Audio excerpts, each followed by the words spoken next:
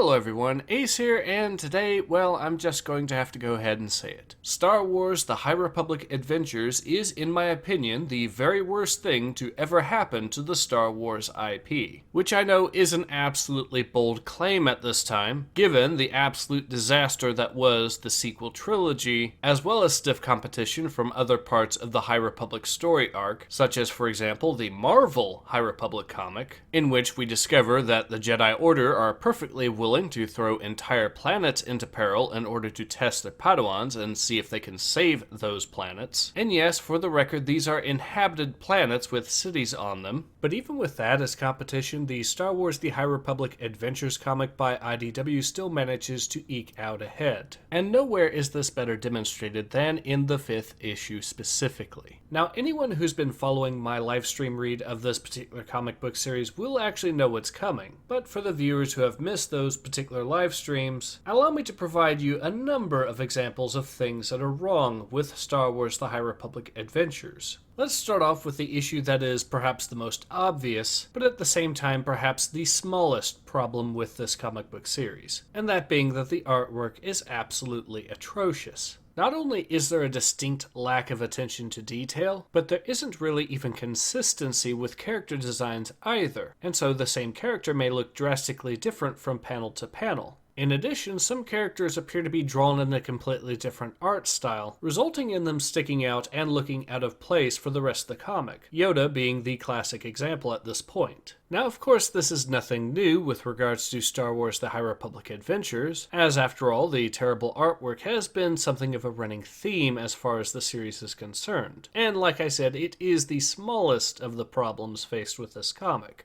And if nothing else, keep in mind that a well-written comic book could potentially get away with some bad artwork, and still come off as well and truly worth it. Unfortunately, as I've already mentioned, Star Wars The High Republic Adventures is not a good comic book series, and thus you'll be completely unsurprised to hear that the writing is even worse than the artwork. And to highlight how truly awful the writing is, allow me to provide you a play-by-play description of one of the major plot elements in issue 5, which starts out with a boy named Crix who is unwillingly working for the villains of the comic, a group of pirates known as the Nihil. Crix manages to spot and shoot down a starfighter used by the Jedi with just one shot from his blaster rifle, only to then discover that the pilot of the starfighter was his best friend Zine, who Crix had been secretly contacting in order to help him escape the Nihil, and thus Crix decides to run over and try to help Zine out of the wreck, but then receives a message from the Nihil, and for some inexplicable reason decides to abandon Zine and run away without even helping her. Now you may think that Zine having just survived a crash landing and calling out for Crix to help her might actually be seriously injured.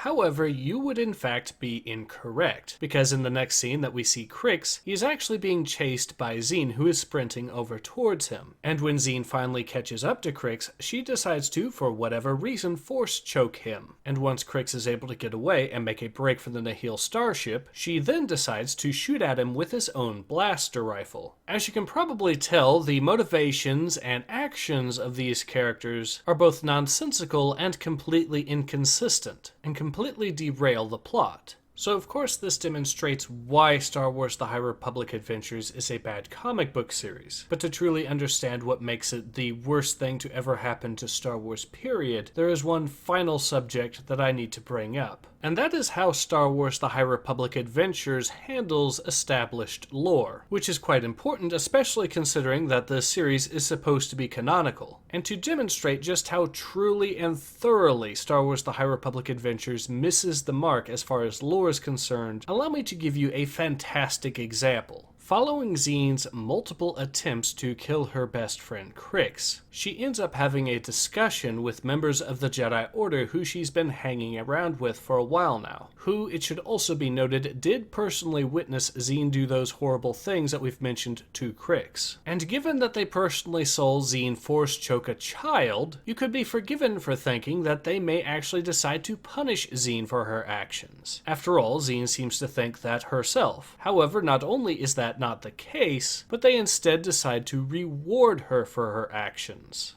saying, and I quote, "No one expects you not to feel the things you feel, Zine, especially considering you haven't even gone through any training. It's what you do that matters most." Now, as you could probably tell, the idea that you're not expected to feel the things that you feel in the Jedi Order is completely and utterly ridiculous and contrarian to what the Jedi Order stands for. But even better, even if you are to completely ignore that element of this dialogue, this is still a situation where a member of the Jedi Order is trying to argue that Zine's actions, which were specifically force choking a child, are somehow morally acceptable. Now, of course, that is already a very atrocious butchering of what exactly the Jedi Order stands for, but the next line of dialogue makes it even worse, with the statement, and I quote, "And we can't train you to be a full Jedi, but we can help you focus your skills to use the Force for good." In other words, the Jedi Order intends to teach Zine how to use the Force, but not train her in the Jedi Order's ways of discipline, responsibility, or philosophy, making this one of the worst ideas that I have ever heard associated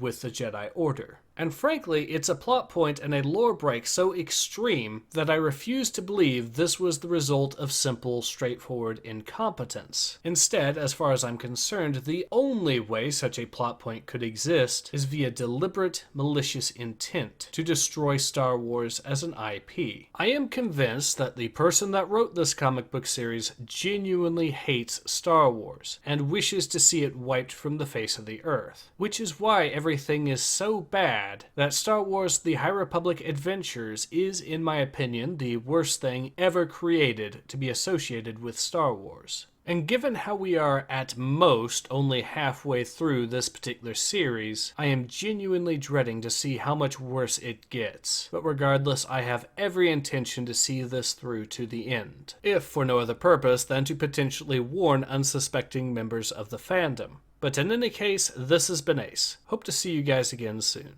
Take care. Ace out.